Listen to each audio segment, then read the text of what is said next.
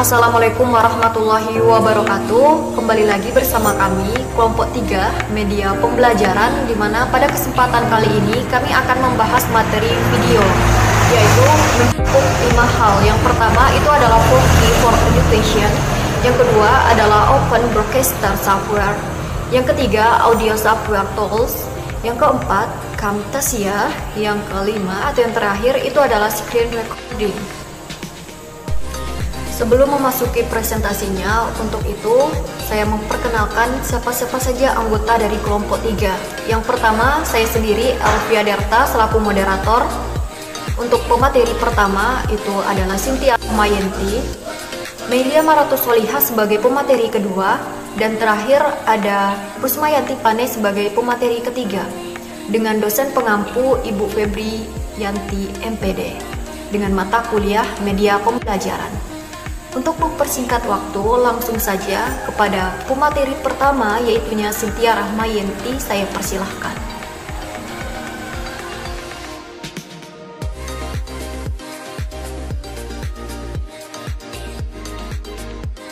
Assalamualaikum warahmatullahi wabarakatuh.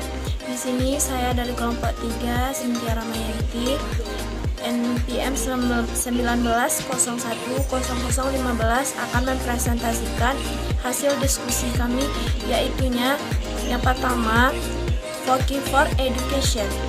Foki adalah alat teknologi pendidikan untuk ruang kelas abad ke-21 yang berkembang dengan menggunakan Foki. Guru, pendidik, atau siswa yang membutuhkan karakter berbicara yang luar biasa menggunakan kekuatan suara, lisan, atau mereka sendiri. Untuk membuat Foki berbicara, kita akan memenuhi syarat ada 3, yaitunya yang pertama, pilihan karakter dari perpustakaan Foki. Yang kedua, yaitunya pilihan opsi record dan berbicara ke dalam mikrofon Anda. Yang ketiga, yaitunya ekspor. Yang dimaksud dengan ekspor ini adalah saham atau menyajikan karakter berbicara. Selanjutnya saya akan menjelaskan apa manfaat Foki dalam bidang pendidikan. Dalam bidang pendidikan, Foki bermanfaat dalam 8 kelompok. Yang pertama, yaitunya peningkatan retensi siswa, yaitunya keterlibatan dalam pembelajaran dan pemahaman. Selanjutnya yaitunya besar untuk mengembangkan keterampilan dan kemampuan berbicara siswa berbahasa. Selanjutnya, cara yang bagus bagi siswa untuk mengembangkan kepercayaan diri dalam berbicara di depan umum. Yang keempat, yaitunya mahasiswa powerful dan alat guru bagi siswa penyandang cacat. Yang kelima, yaitunya alat yang luar untuk belajar bahasa asing. Yang keenam, yaitunya besar untuk pelajaran guru, presentasi, penilaian, dan lebih. Yang ketujuh, yaitunya cara kreatif untuk mendorong perkenalan mahasiswa dan BIOS. Selanjutnya, yang terakhir, alat yang nyaman untuk tinggal di pendidikan rumah dan orang tua, atau yang disebut dengan atau biasa disebut dengan homeschool. Yang kedua, yaitunya saya akan menjelaskan tentang OBS. OBS ini biasa juga disebut dengan Open Broadcaster Software. Adalah software gratis yang berguna untuk recording dan live video streaming. Untuk live streaming, OBS bekerja sebagai encoder menggunakan protokol RTMP. Keunggulan OBS ini adalah sebagai berikut. Performa yang baik melakukan capture dan mixing video atau audio secara real time. Membuat skenes yang terdiri dari banyak sumber secara termasuk capture windows, image, text, browser windows, dan webcam, capture, care, dan lain-lain. Capture care jumlah scan yang tidak dibatasi dan dapat dilihat dari suatu scan ke scan yang lain dengan menulis menggunakan transaksi khusus. Sekian, terima kasih.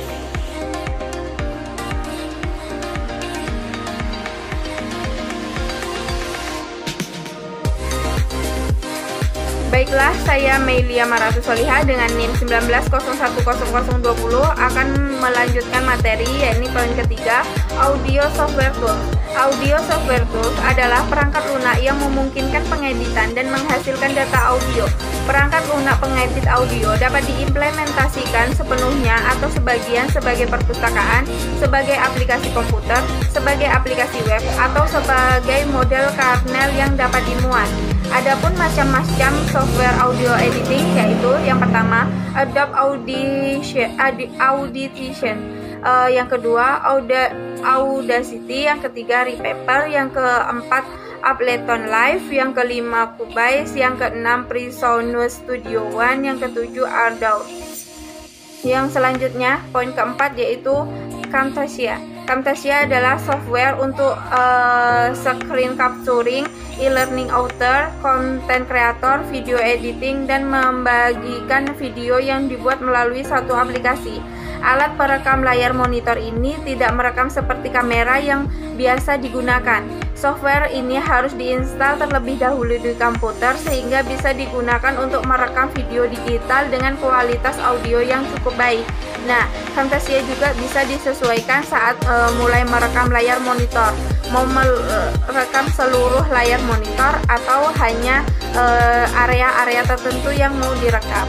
Selanjutnya yaitu fungsi dari Camtasia adalah merekam aktivitas layar pada desktop komputer, mengedit video seperti menambahkan teks, gambar, animasi, atau transisi, mengkonversi ke format video tertentu seperti SWF, FLV, RM, dan lain-lain.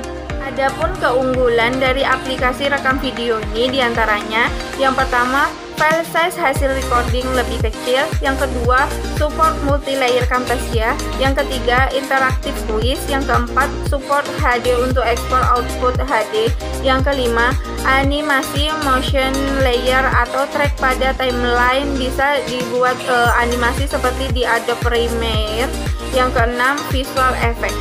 Materi yang kelima akan dilanjutkan oleh pemateri ketiga. Terima kasih.